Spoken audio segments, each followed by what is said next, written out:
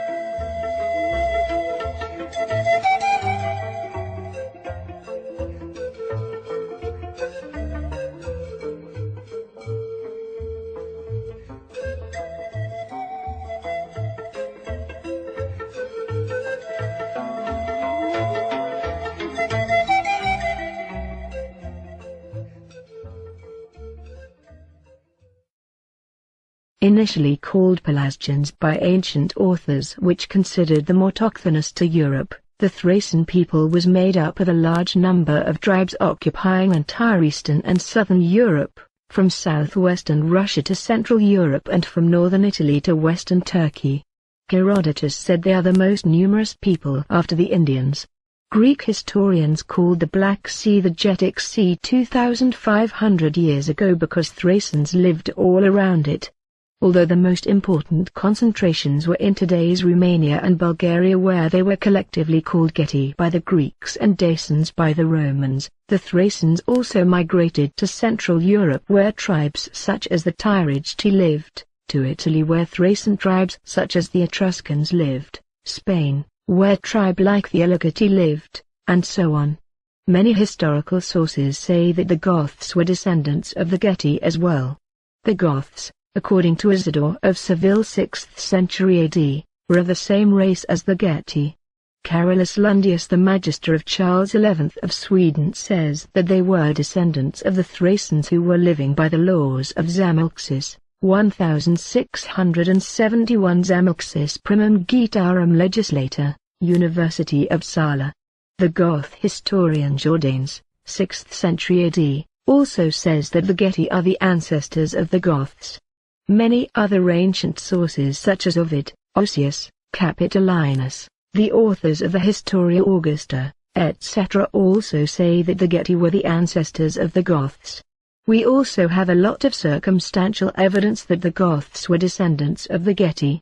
For example, Jacob Grimm in the 19th century writes that the Dacian plant names recorded by the Greek doctor Dioscorides are also found in the German language. The Roman general Belisarius took the name Geticus Maximus and not Gothicus after defeating the Goths. Most likely the Thracian DNA falls into the I haplogroup. This is found all across Europe today and is the only DNA group that is indigenous to Europe and did not come from anywhere else in the world. Înainte ca Roma să ia ființă, înainte ca Grecia să înflorească, Neamurile tracice au ocupat spații vaste din continentul european și și-au lăsat amprenta asupra întregii sale istorii. În călătoria noastră către trecutul îndepărtat al Europei, vi se va prezenta o nouă viziune asupra istoriei antice. Multe dintre lucrurile pe care le credeați deja bine stabilite vor fi zdruncinate. Fapte și evenimente puțin cunoscute vor veni să redefinească istoria. Acum, peste 3000 de ani, tracii construiau așezări și cetăți impunătoare. Viața lor avea toată complexitatea unui popor sedentar, bine definit. Cultivau pomi fructiferi, vițe de vie și cereale, exploatau și prelucrau aurul și argintul. Și poate tocmai prosperitatea lor a atras războaiele care aveau să vină. Arheologia lingvistică a Iliadei lui Homer, a celebrei epopei antice, ne dovedește că, de fapt, războiul troian, atât de cunoscut în istoria omenirii, a fost un război al coaliției cetăților aheene împotriva cetăților tracice coalizate în jurul Troiei.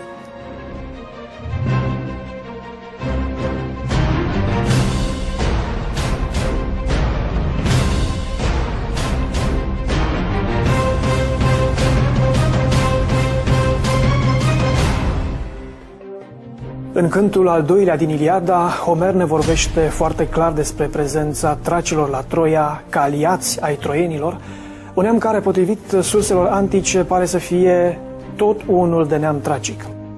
Dincolo de pretextul arhicunoscut, războiul troian a fost un război pentru resurse și putere, un război care a avut ca miză și bogățiile troienilor. Analize spectrografice efectuate de cercetătorii germani în anul 1941 asupra unor piese descoperite de Schliemann la Troia au dovedit că cele mai multe piese aveau aur, erau confecționate din aur scos din minele din munții Apuseni. De fapt, se știe că în tot spațiul lor istoric, geografic și spiritual, tracii au știut să exploateze aurul din toți masivii muntoși din zonele respective, inclusiv în insulele din nordul Greciei. De exemplu, în Tasos și astăzi se vorbește de minele de aur pe care grecii le-au găsit atunci când au venit în Tasos și care erau, evident, exploatate de traci. Povestea comorilor traco-getodacice este una care merită povestită pentru că ea se întinde cu probe materiale pe o perioadă de câteva mii de ani. În munții Rodopi din vechea Tracie, astăzi pe teritoriul Bulgariei, încă pot fi cercetate minele de aur ale tracilor. Aici, tracii au exploatat aurul foarte mulți ani și cu foarte mulți ani în urmă.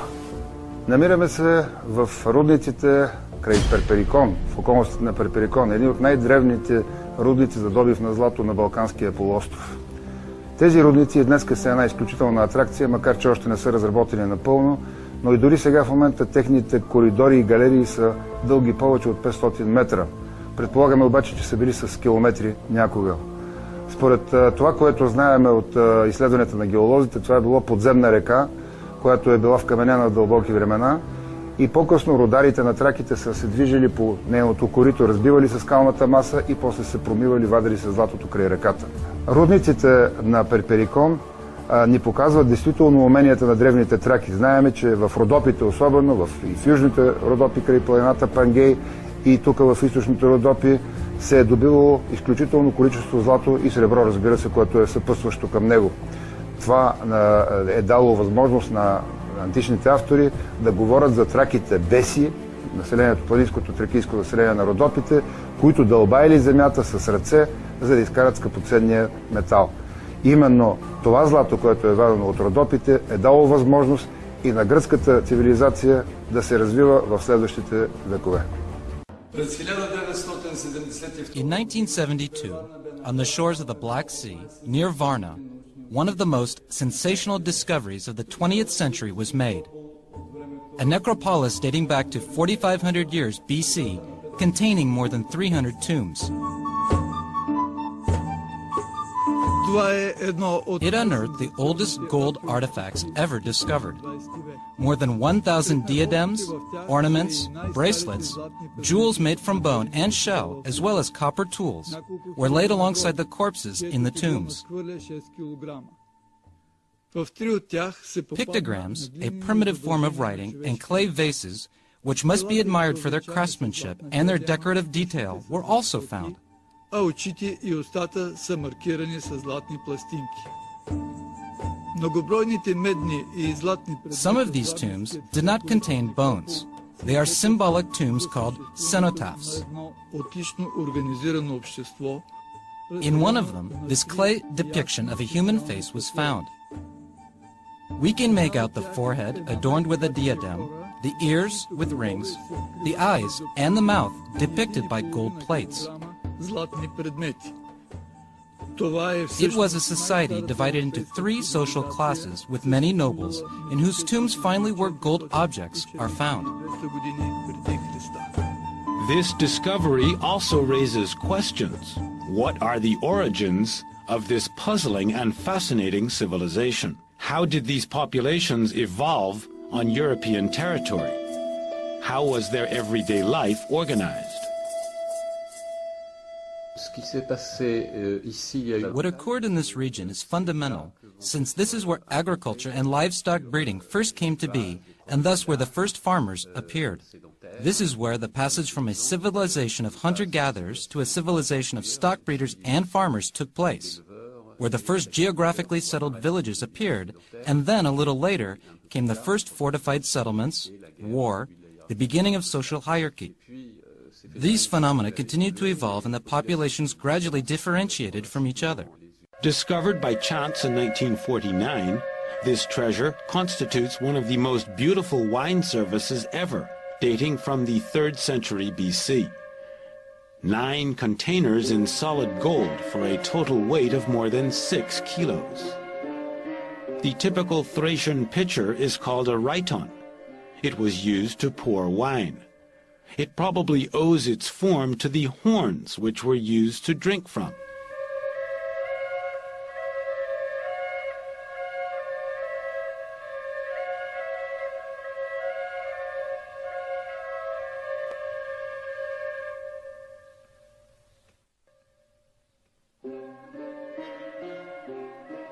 The surface was covered with figures representing the divinities, such as Artemis, Hera, or Nike.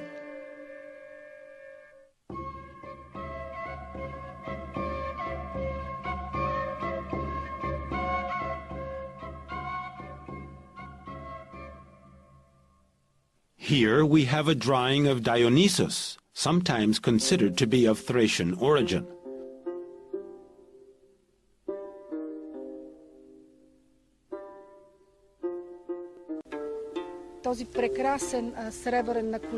This splendid silver shin protector belonged to a warlike king. All its reliefs are gilded. The shin protector is to some extent a manual on Thracian mythology and religion. It will not be long in taking its place among the most famous artifacts in the world going back to this period. This gold crown is a splendid ornament, but also a royal attribute. On the central segment, we recognize the goddess Nike, holding a similar crown, as well as a file. 29 gold rosettes adorn the crown. This archaeological find is classified among the most beautiful specimens of Tarotic art, that is to say, ancient metalwork. These 2 rhytons, made out of gilded silver, are unique.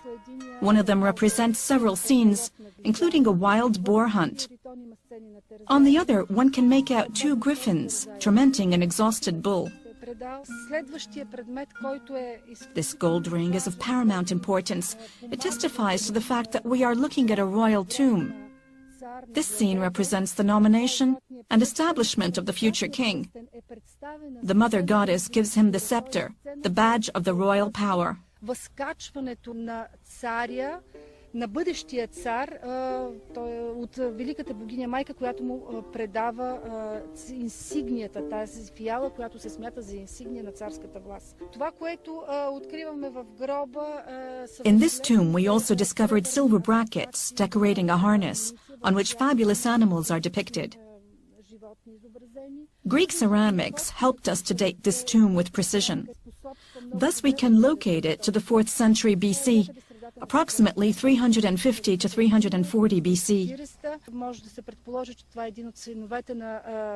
We suppose that it concerns one of the sons of the great Thracian king Kersablot, of whom it is known that he reigned on these lands and part of the territory of current northern Turkey. He met his death in a battle against Philip II of Macedonia.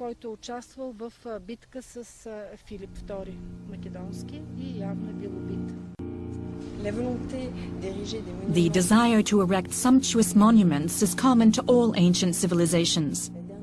The last resting places of high-ranking men were intended to be imposing in order to emphasize their prowess after their death. The funerary area of the valley of Kazanlak is in line with this logic. A certain number of them can be compared with the Macedonian monuments referred to as the Macedonian monument tombs. A great number of architectural and decorative elements are comparable with those found in the tomb of a great Macedonian king, Philip II, who was the father of Alexander the Great. In both cases, the tombs were constructed and covered with a mound of earth, called a tumulus. Inside, one also finds the same spaces, a funerary room preceded by a hall, and sometimes by a corridor, and also by large carved marble doors.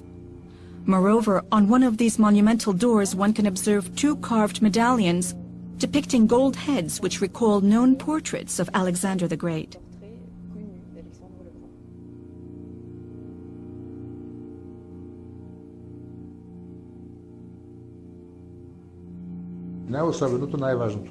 This is where the famous Thracian king Svet III was buried at the end of the 4th or the beginning of the 3rd century BC. This tomb temple is characterized by its imposing dimensions. The 3 rooms are built out of blocks of stone. This construction goes back 2,400 years. Since then, the Balkans has been subject to devastating earthquakes, and yet the stones are not damaged by any cracks. This proves the extraordinary knowledge of the Thracian architects. It is astonishing to learn that the ground was covered with a fabric carpet with gold thread that shined from a distance.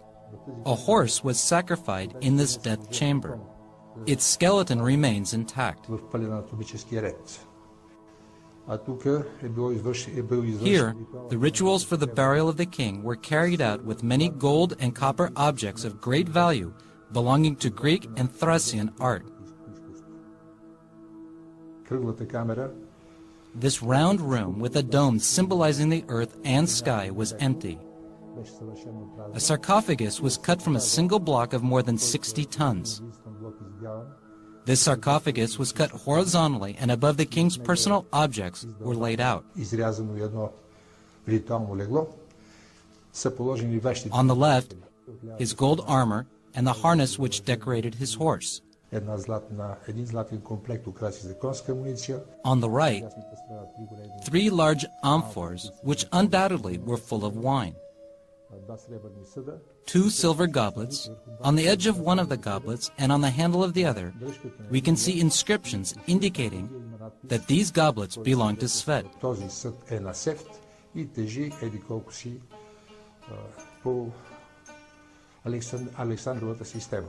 A gold crown was laid out on a ritual table.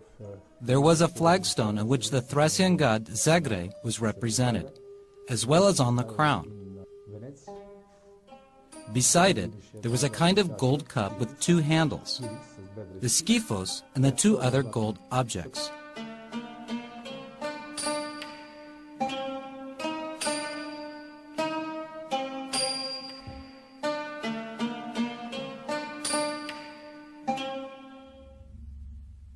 The greatest find in this tomb was a bronze statue representing a man's head. This extraordinary depiction shows a spiritual man with a rich inner life. It is magnificently carved. This head was found 7 meters in front of the temple's facade, which made us realize that our research needed to be continued.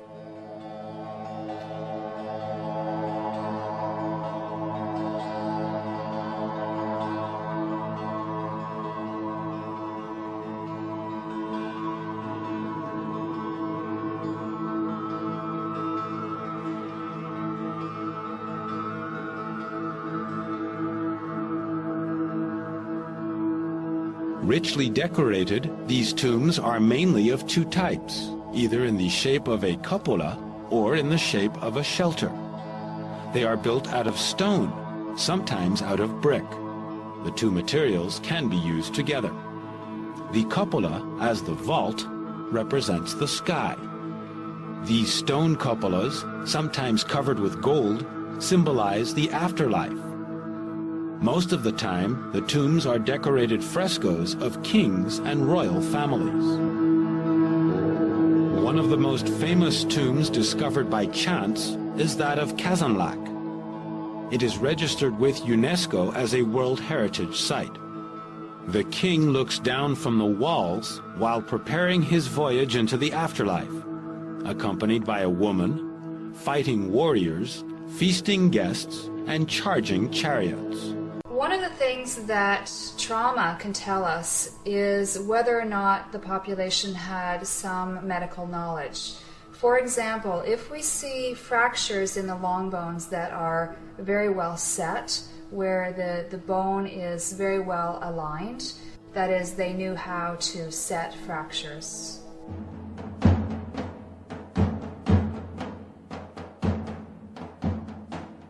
Knowing how to heal wounds proved to be essential because Thrace was a warrior civilization.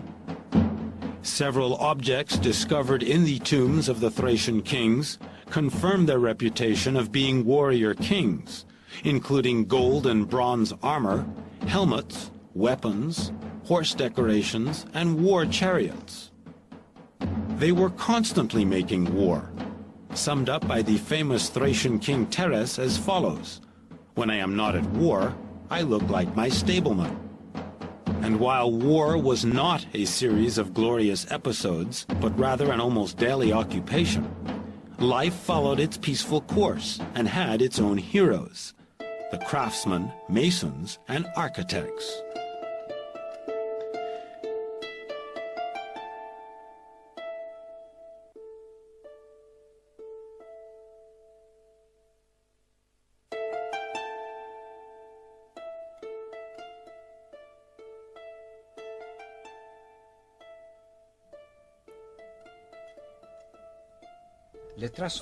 Noble Thracians were covered in gold. They liked to adorn themselves with gold like women, said the Greeks to make fun of them. These ornaments, pendants, pectorals, bracelets, rings, and belts are the attributes of their social position. Gold had a symbolic function. It paved the way to power and immortality. It was a bridge between men and gods.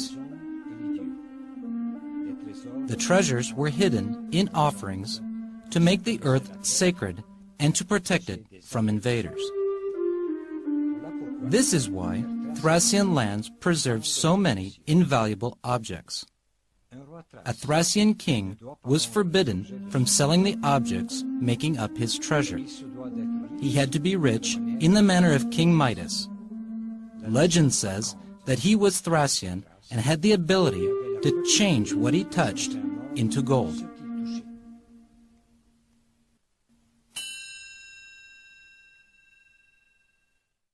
În secolul I înainte de Hristos se face cunoscut în spațiul antichității un mare sacerdot dac, Deceneu, despre care Iordanes, în lucrarea Getica, spune că i-a învățat pe daci filozofia, morala, științele fizicii, medicina, astronomia, făcându-i cu mintea superiori celorlalte popoare.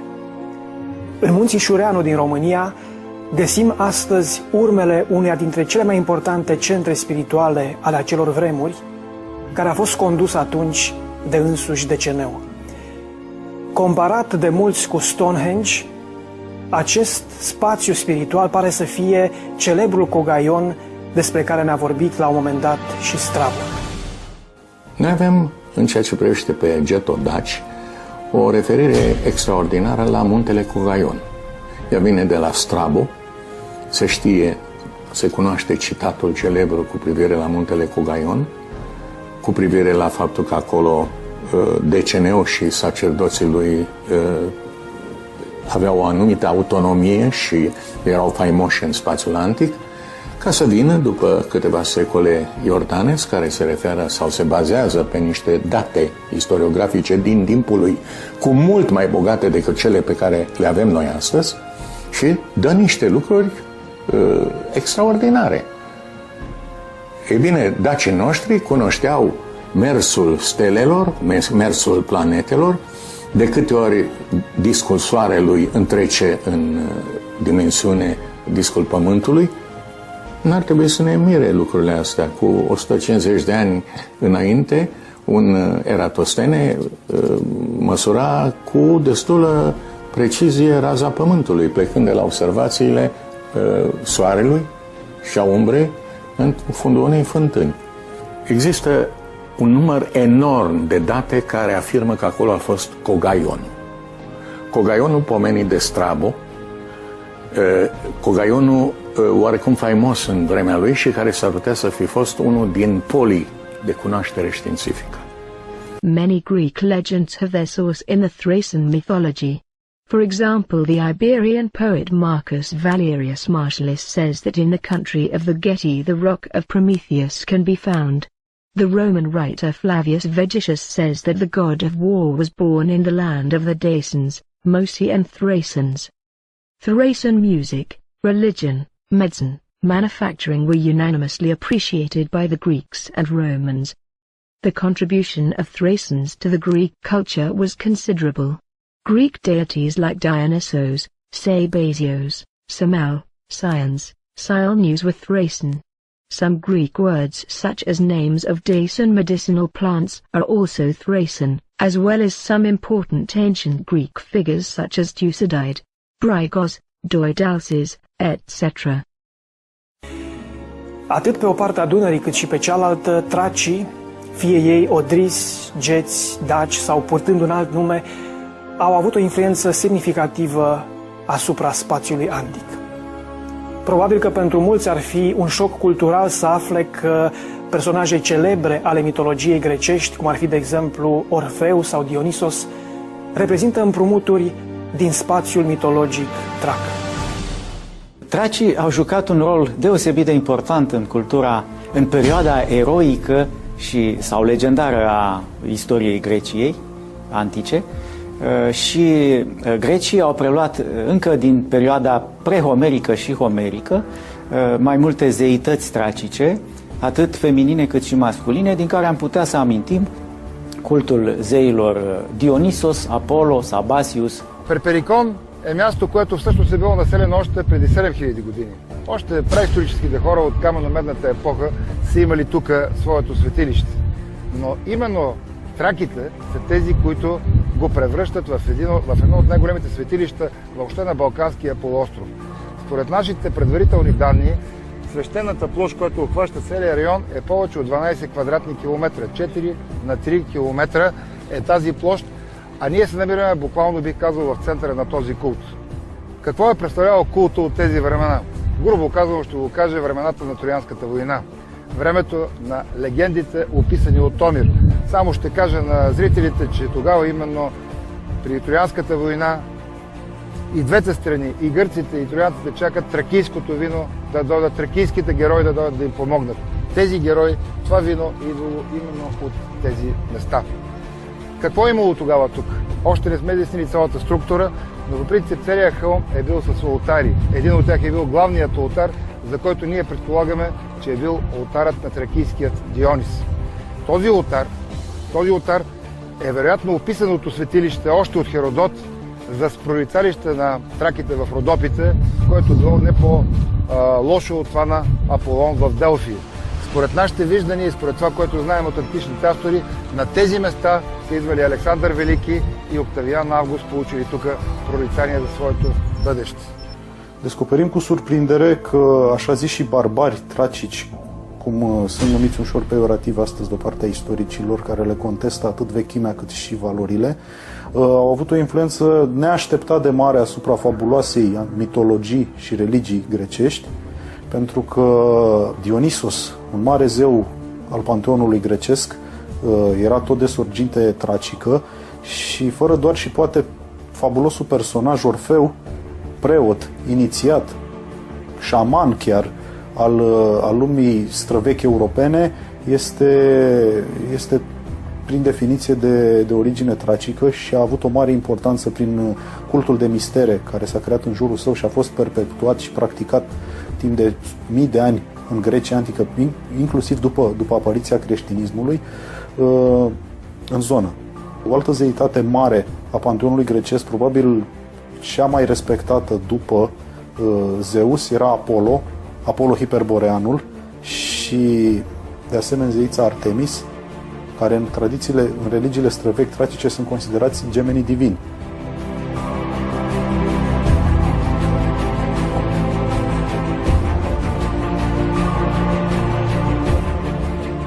Ca o confirmare a celor spuse până acum, avem mărturiile grecilor antici care recunosc cu onestitate preluările mitologice din spațiul trac.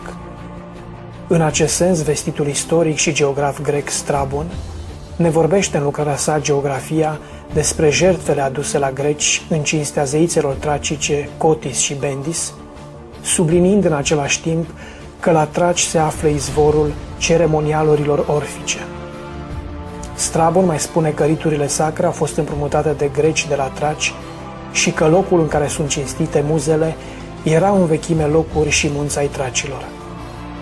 Referindu-se la atenieni, aflăm că aceștia erau dispuși să împrumute ritualurile sacre străine, însușindu-și mai ales obiceiuri trace și frigiene. Iată că privind lucrurile din perspectiva celor spuse până acum, începe să se contureze o altă imagine a relațiilor din lumea antică, o lume în care marea cultură grecească de mai târziu a fost puternic influențată de cea tracică la începuturi, lucru care ne conduce la o concluzie logică. Cel puțin în momentul în care grecii au preluat zeități și tradiții tracice, cultura tracică le-a fost superioară. Orpheus, a central character of Thracian culture, is also a famous healer, the founder of a philosophy, religion preaching the union of nature with the universe.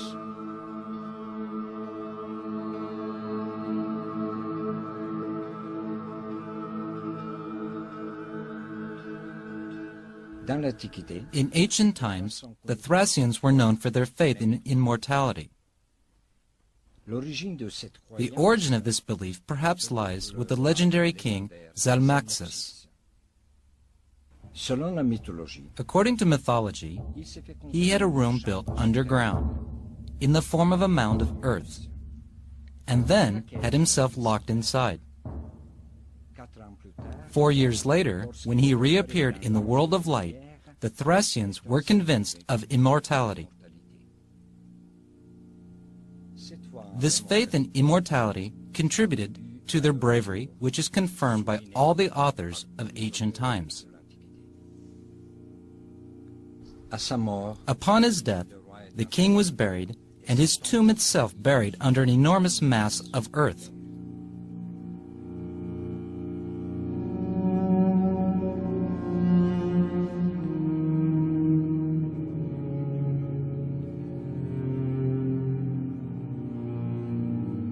These burial mounds are commonly found in Eurasia and in Mediterranean regions. They represent a model of the cosmos and symbolize the primitive hill of creation. Are they sanctuaries devoted to the divinity which may conceal sacred rooms? Recently, the Thracian Mission for the Study of Burial Mounds made a series of exceptional discoveries about 80 miles south of Sofia, in an area baptized the Valley of the Thracian Kings. Several of these hills have yielded rich symbols of royal power. ние установяваме, че тракийските могили, големите тракийски могили, са били предварително... We observed that the large burial mounds were built with heaped earth and were used as sacred temples. Inside, the large burial mounds were laid out as temples. Din cei peste 1500 de tumuli care se găsesc în Bulgaria, au fost cercetați aproximativ 150. Ceea ce s-a descoperit în interiorul lor a pus istoria antică a acestor meleaguri într-o cu totul altă lumină. Mormintele regale ale tracilor au fost incluse între timp în patrimoniul UNESCO, devenind obiective turistice de interes mondial. Preocuparea autorităților bulgare pentru cercetarea și conservarea acestor vestigii au permis lumii întregi să descopere un univers tracic care uimește cu adevărat. În mormântul din Kazanlâk, de exemplu, descoperim minunate picturi murale vechi de 2500 de ani, o expresie a apogeului artei tracice. Privind cupola cu cercuri concentrice, unde își găsesc loc scene diverse, plăcut colorate, descoperim universul unei lumi nebănuite. Care trase de cai, o viață îmbălșugată, femei frumoase și un cuplu regal care ascultă muzică în timp ce este servit de supuși. Cu siguranță aceste imagini nu reflectă o lume barbară, așa cum a fost prezentată lumea tracică adeseori. Dincolo de scopul primar, cel al depunerii rămășițelor pământești ale unor conducători, mormintele tracice ne arată prin arta și simbolistica folosită că ele sunt în același timp și temple, porți de acces către lumile celeste. La hotarul dintre viață și moarte, găsim chipuri luminoase de femei trace care îl veghează pe cel plecat. Un alt mormânt impresionant este cel al regelui Seutes al III-lea, aflat la 15 km de Kazanlâk. Construcție elaborată, cu un coridor lung și încăperi boltite, cu uși din marmură și capete de zei care străjuiesc trecerea, este locul unde s-au descoperit comori extraordinare ale artei tracice.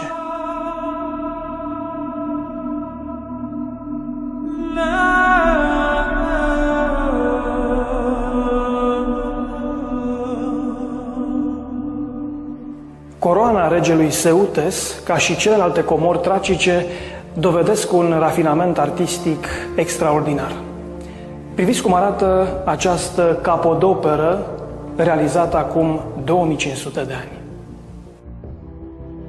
Coroana regelui Seutes al III-lea, descoperită în mormântul acestuia din Movila Goliama Cosmatca, este fără îndoială cel mai spectaculos obiect aflat în muzeul din Kazanlâk. Cununa din ramuri, frunze de stejar și ghinde din aur este delicată, dar impunătoare în același timp. O operă extraordinară. Alături de ea, chipul din bronz al regelui Seutes, cu trăsături bine conturate, ne poartă cu gândul într-un trecut încărcat de taine. Contextul care a permis ca toate aceste comori să fie realizate la un asemenea nivel de măestrie și rafinament a fost creat odată cu formarea Marelui Regat al Tracilor Odrisi. În secolul al VI-lea înainte de Hristos, regele Teres reușește să adune neamurile tracice sud-dunărene într-un regat puternic care se întindea din Bulgaria de astăzi până în vecinătatea coloniei grecești Apolonia și până în zona Dobrogei, în România de astăzi, unde geții, un alt neam tracic, acceptă uniunea cu odrisii. Apogeul acestui regat a fost atins în timpul dinastiei Cotizonilor și a regelui Sitalches, în secolul al IV-lea înainte de Hristos. Regatul Odris a continuat să prospere și sub domnia lui Seutes, Cotis și Chersebleptes. În timpul domniei celui din urmă însă, statul Odris este cucerit în anul 341 de Filip al II-lea al Macedoniei, teritoriul tracic devenind una dintre principalele baze de recrutare pentru armatele fiului său, Alexandru Macedon, cel mai mare cuceritor al antichității. Alături de acesta, generalii și armatele tracice au ajuns până departe în Asia. La 300 de ani după aceste evenimente, împăratul roman Claudius invadează regatul Odris și îl desfințează, organizând în partea de sud a Balcanilor o nouă provincie imperială cu numele Tracia. În nordul Balcanilor, Dunărea, fluviul care străbate o bună parte a Europei, pare să fi fost în acele vremuri o barieră naturală capabilă să separe popoare și culturi. În realitate însă, lucrurile nu au stat deloc așa, pentru că neamurile tracice s-au întins cu mult de nordul acesteia.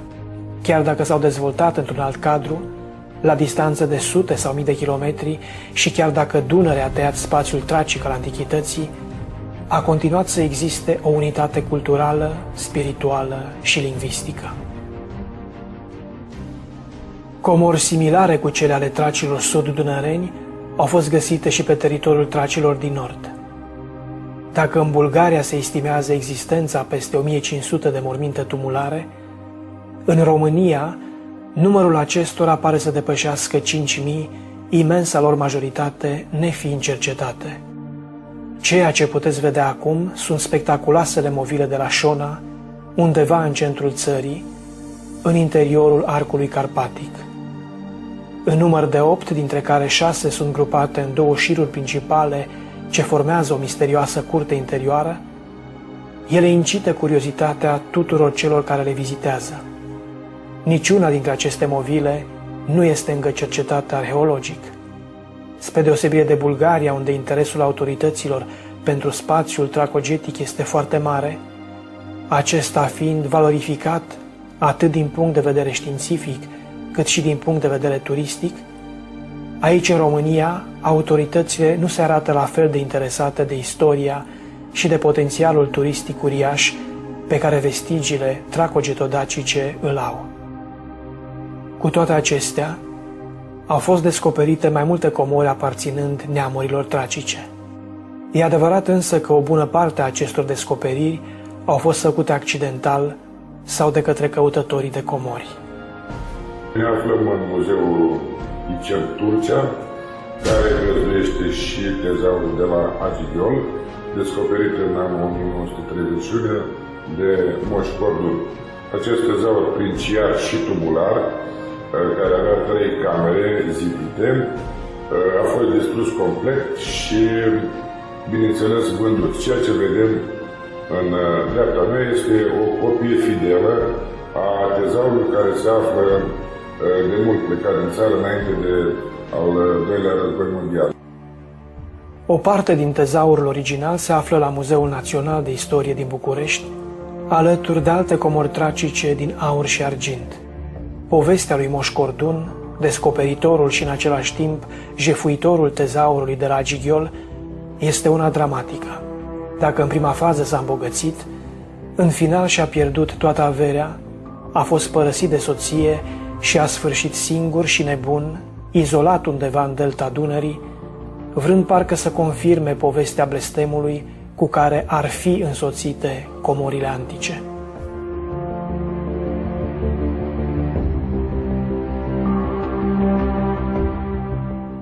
Așa după cum se poate vedea, spațiul tracic nord-dunărean este la rândul lui bogat în tezaure din aur și argint din aceeași perioadă cu cele create în regatul Odris, mai exact secolele 4, 3 și 2 înainte de Hristos. De altfel, unele dintre piesele care se găsesc la Muzeul Național de Istorie din București sunt foarte asemănătoare cu cele aflate în muzeele din Bulgaria, acest lucru demonstrând existența unei culturi unitare pe cele 2 maluri ale fluviului. Chiar dacă multele neamuri tracice nu s-au adunat niciodată sub un singur conducător, situație în care, potrivit lui Herodot, ar fi fost de neînvins, au reușit totuși să păstreze elemente comune de identitate într-o diversitate a specificităților locale, așa cum astăzi descoperim o uriașă diversitate a tradițiilor și porturilor populare românești, unite însă în jurul aceluiași filon spiritual.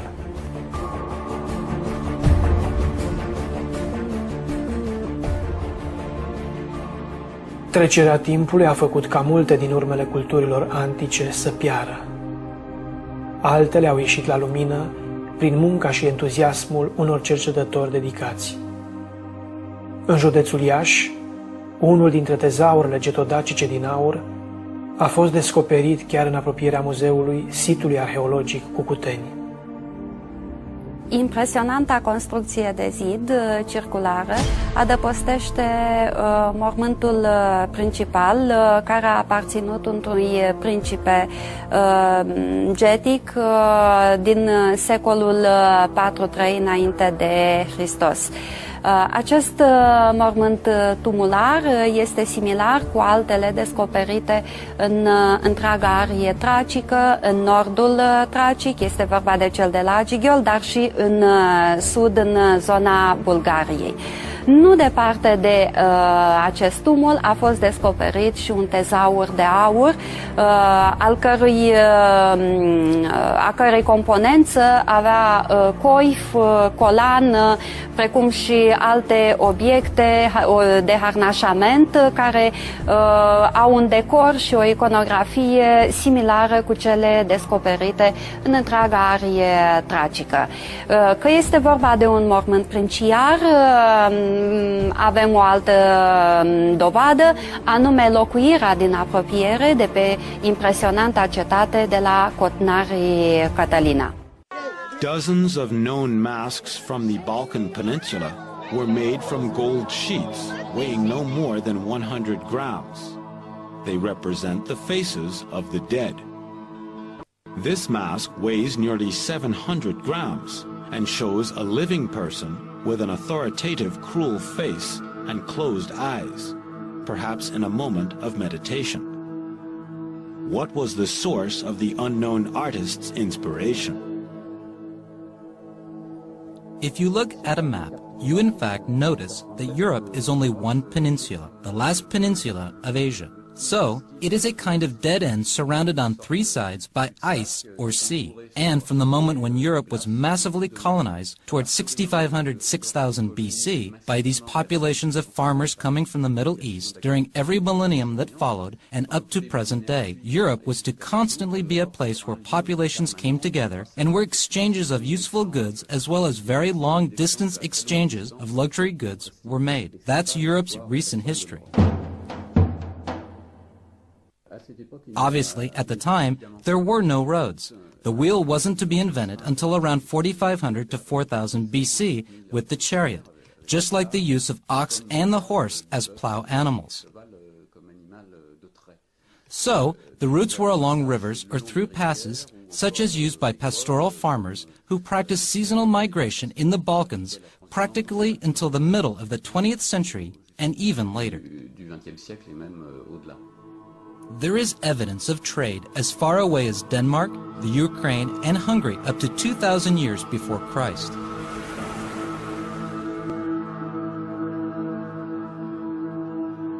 For example, copper bars were imported from Cyprus more than 2,000 kilometers away by Thracian boats.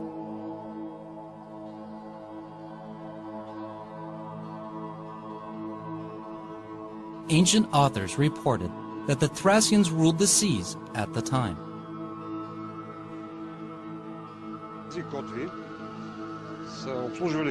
These anchors belonged to boats fitted with a mast and a single sail, and of course oars for 15 to 20 men.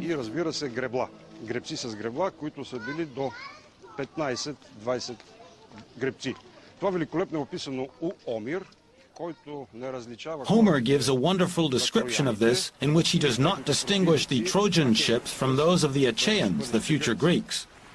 Drawings of such boats have been found in many places in our country. These ships were widely used and could transport goods and cattle.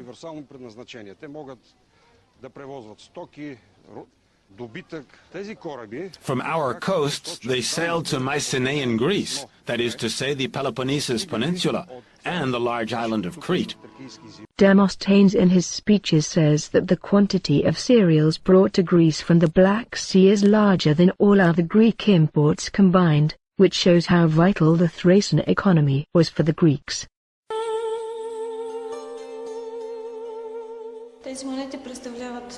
The development of these exchanges required the use of currency. From the 4th to the 3rd century BC, the Thracian tribes used drachmas and staters from the Greek island of Thasos. The richest Thracian kings minted their own currency. They minted bronze coins thereafter, intended for the needs of the local population. In the majority of cases, silver and gold coins were used for more important exchanges and international contracts. They used local symbols such as the bull, the horse, and the double-edged axe, typical of the culture, as well as Thracian beliefs and rites.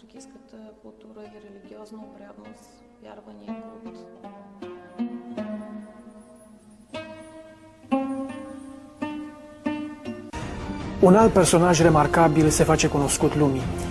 Este vorba despre regele Getodac Dromihete, care stăpânea atât în sudul cât și în nordul Dunării. La începutul secolului al III-lea înainte de Hristos, regele Dromihete îl învinge de 2 ori pe Lysimach, fost general în armata lui Alexandru Macedon, devenit ulterior rege al Traciei elenistice. Lecția de viață pe care Dromihete i-a dat-o rivalului său s-a păstrat până astăzi. Deși îl făcuse prizonier pe Lysimach împreună cu fiul său și întreaga lui armată, în loc să-i ucidă pe toți, Dromihete i-a invitat la un ospăț în care prizonierii au fost serviți în vase și cupe din aur, în timp ce Dromihete și nobilii săi au mâncat în vase din lut. Mesajul a fost înțeles de Lysimach, care, după eliberare, i-a dat înapoi lui Dromihete cetățile pontice cucerite și, după cum spun anumite surse, i-a dat-o chiar și pe propria lui fiică de soție, regelui Getodac.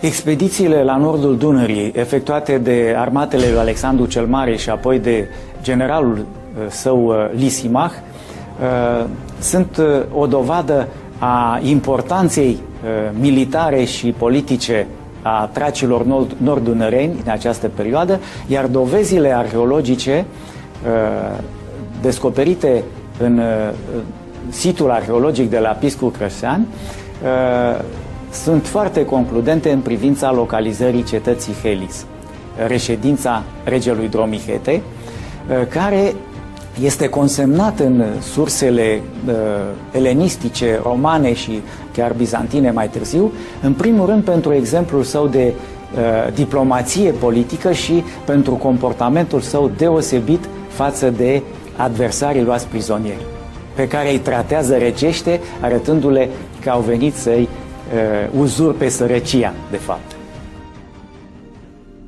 Un alt lucru remarcabil care are legătură cu Dromihete este mormântul lui, descoperit în anul 1982 lângă satul Zveștari, în Bulgaria, în urma unor cercetări arheologice. Intrat în patrimoniul UNESCO din anul 1985, mormântul este un monument unic al culturii tracogetice. În niciun alt mormânt tracogetic descoperit până acum nu se întâlnește o astfel de combinație de arhitectură, sculptură și pictură.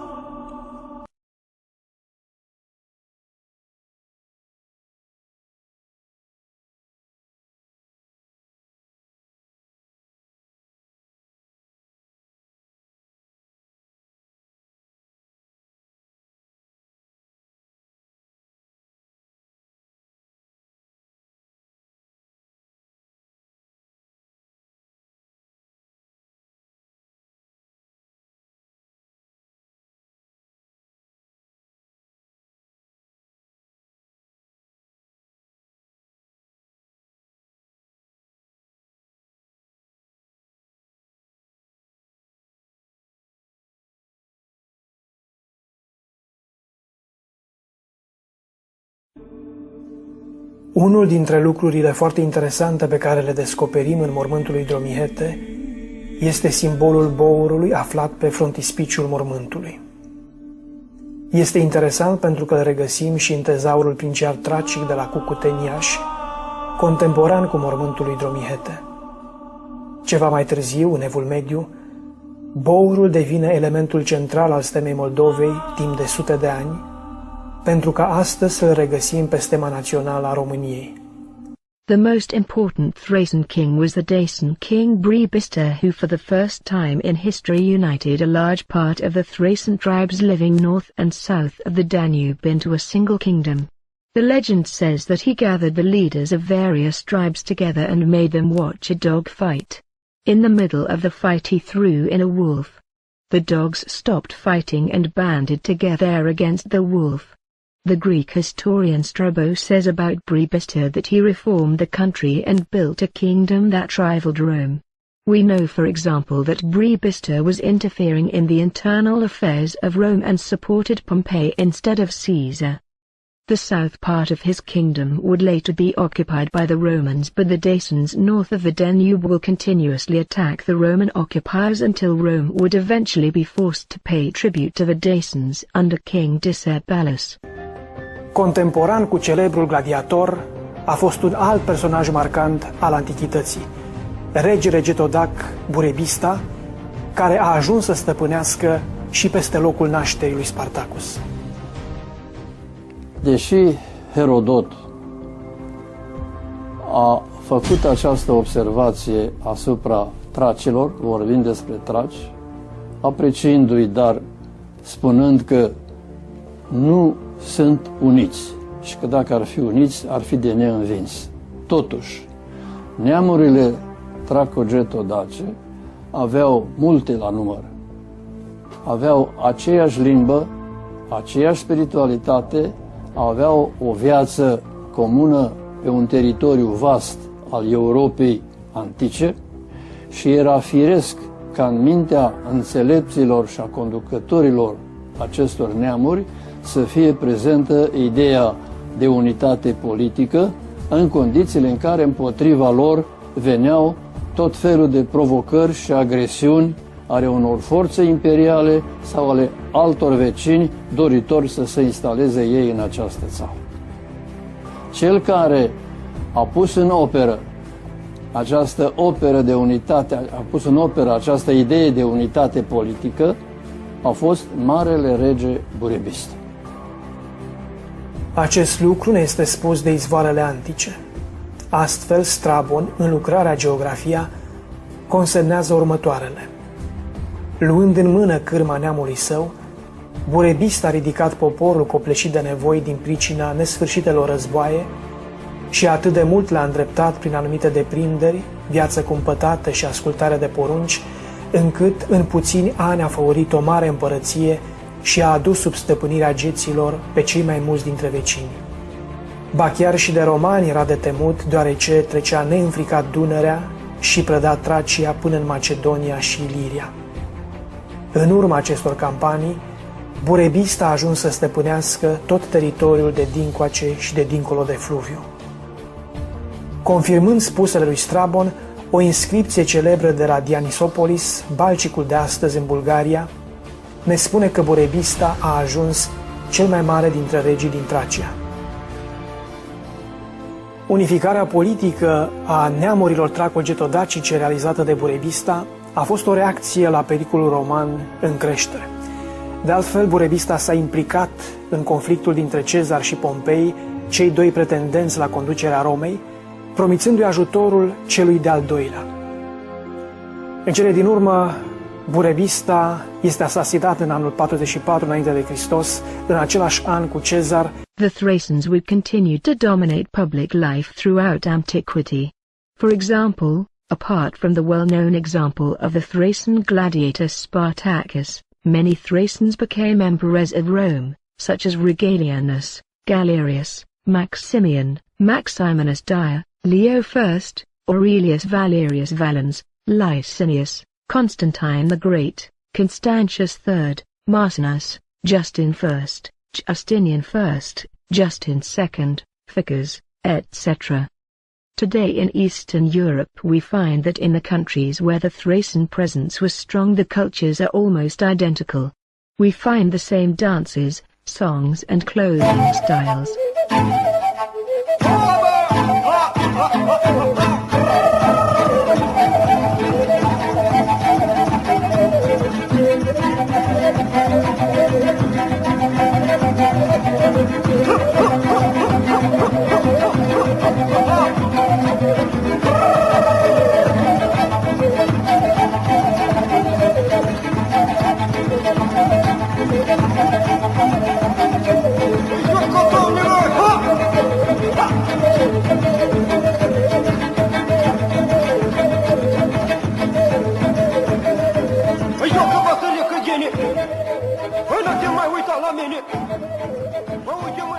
We know from Middle Age chronicles that the European civilization was superior to the Slavic one at the time of the Great Slavic migrations, and that none of the Slavic nations that migrated to Europe during the Dark Ages have preserved their folklore and costumes.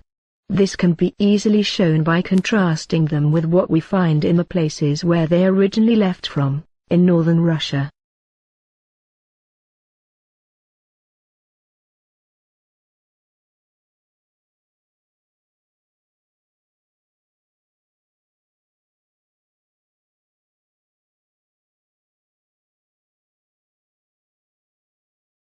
One last enigma about the Thracians that we need to solve is that of their language. We know that Rome was founded by Thracians who fled from Troy after the war with the Greeks. The Roman historian Titus Livius said in his work Ab Orbi Condita that Aeneid, the son-in-law of the Trojan king Priam, ran by sea from Troy after its fall, together with other Trojans, and reached the Italian peninsula and founded Rome. Troy and the entire neighboring area were Thracian. The Trojans settled in an area of the Italian peninsula that was already inhabited by Thracian tribes. For example, we know that the Etruscans, which formed the basis of the future population of the city of Rome, were Thracian people that migrated from modern Turkey according to Herodotus. Also, Hellanicus of Lesbos and Thucydides talk about the Thracians and the Etruscans as one and the same people, descendants of the Pelasgians, the ancient people that the Greeks would find when they migrated to Europe. The Veneti tribe was also a Thracian tribe according to Herodotus, Strabon, Polybius and other ancient historians. If Rome was founded by Thracians from Troy together with Thracians that already lived in the area, the logical conclusion would be that the precursor of the Latin language was the language of the Thracians. This conclusion is supported by numerous ancient accounts. For example, the Roman historian Marcus Villus Paterculus, who wrote about the Trojan War, says that in all the eastern regions a kind of, quote, Roman language is spoken. The Roman poet Horatius writes in his odes about the Dacians a century before Dacia would be conquered by the Romans, saying that they speak a language similar to Latin, probably as close as Italian and Spanish are today, given the long time period in which Eastern and Western Thracians lived separately. We get more clues about the Thracian language by studying the wars between the Dacians and the Romans. The Romans conquered only a small part of the kingdom of Dacia, and only 2 permanent legions occupied it for just 165 years. A Roman legion had roughly 5,000 people, most of whom were not Romans but were gathered from all corners of the empire. They left the army at around 45 years old and so did not have families. And yet we find the local population speaking a Latin language after the withdrawal of the Romans, including in the areas that never came into contact with the Roman administration. In other areas occupied by Romans such as Judea, Greece or Britain, this did not happen, even though those regions were occupied and colonized for much longer time periods. Also, Dacia would be later occupied for more than 1,000 years together by the Austrian, Ottoman, and Russian empires, and yet the local population held on to its Latin language. This leads us to believe that the Dacians were already speaking a Latin language before they were occupied by Rome. The historian Dio Cassius says about Emperor Trajan, the one who defeated the Dacians, that he was a true Thracian and that the wars between the Dacians and the Romans were fratricide wars. He was also quoted by Chrysostomus in his accounts of the Dacian wars as saying that the Emperor Trajan said that he was, quote, returning to the country of his ancestors, when leaving for Dacia. Also, according to the Spanish historian Jesus Pardo, in the testament left to Licinius Chitus, the commander of the legion that finally conquered the Dacian capital Sarmizegetusa, Emperor Trajan says that his name comes from Tracianus, meaning from Thracia, and was born in a village of Thracian colonizers that spoke the language of the Dacians, a sister language of the Latin spoken in Rome. Linguistics gives us one last clue. The Romanians who today live on the territory of Dacia have the only language in the world that is descendant of Classical Latin. All other Latin languages are descendant of Vulgar Latin, showing that the language spoken by the early Romans was descendant of the language of the Thracians. The only other people that have a language descendant of Classical and not Vulgar Latin are the Vlachs of the Balkans, also called the Romanians, which after thousands of years of aggressive assimilation by the Greeks, Serbs, Bulgarians and other Balkan nations, still speak a dialect of the language spoken in Romania today. My seal led with is today the Dean of St. Peter's College in Wexford, former chairman of the Conference of Heads of Irish Universities and former member of the leadership of the European University Rectors Conference. As a former advisor to Pope John Paul II, he had access to the vast library of the Vatican that also houses ancient texts which are not available to average historians. This is what he has to say. But anyway, even though Latin is the language of the Catholic Church and obviously the language of the Roman Empire much later, and as I suppose people don't always know, Romanian is a Latin language. I think what is not often remembered is that Romanian, or the ancestry of Romanian, is from where the Latin language came, not vice versa. In other words, Romanian is not a Latin language, rather Latin is a Romanian language.